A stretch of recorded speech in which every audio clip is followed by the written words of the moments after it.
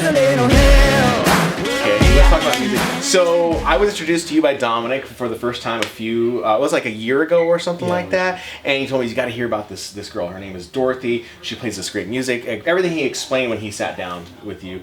Look at that, Dominic. We're best friends now. Yeah, so totally. So what were those influences like when you were growing up? I mean, you were obviously born somewhere else. Mm-hmm. And then when did you start living here, and what were those influences like when you started?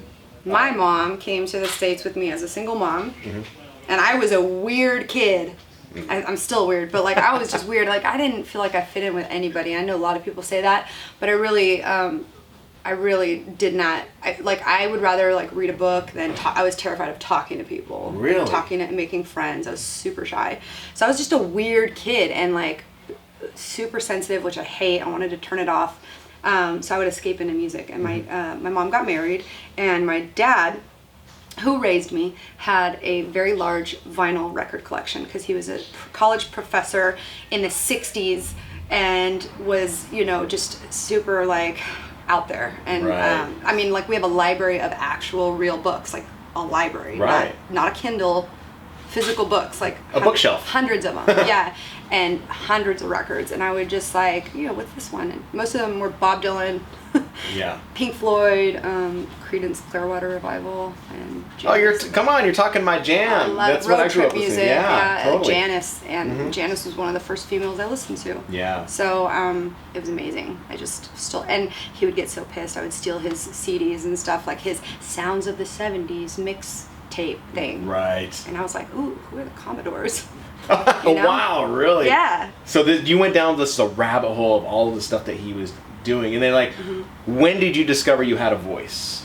Well, I didn't. Like I had to actually work on it. It's like a muscle, I would try to sing because I knew I wanted to sing, and I would listen to these female singers. My mom was like, "You're not on pitch. You're flat."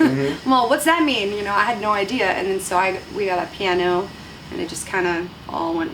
It just downhill from there. Did it click like automatically for you? Like whenever you're doing piano stuff, singing, like did it all click, or was it like you said it took practice? But yeah. I remember when I learned how to play the guitar, it was like the first time around it didn't click because I was being taught by traditional standards with notes. And then the second time I just picked it up and started playing tunes from Tesla, and I was like just by ear. By ear. And that's the way, dude.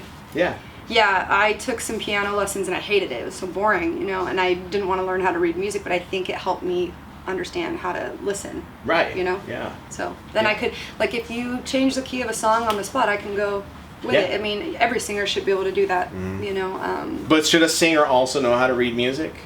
No, not necessarily at all. No, I don't. A lot of incredible musicians can't read music either. I don't know. I think it's just everyone's different. Everyone learns differently. Right. So for me, it was by ear, and I'm a terrible listener, which is interesting that happened. I'm sorry, what? Yeah, what? You're right now a terrible listener?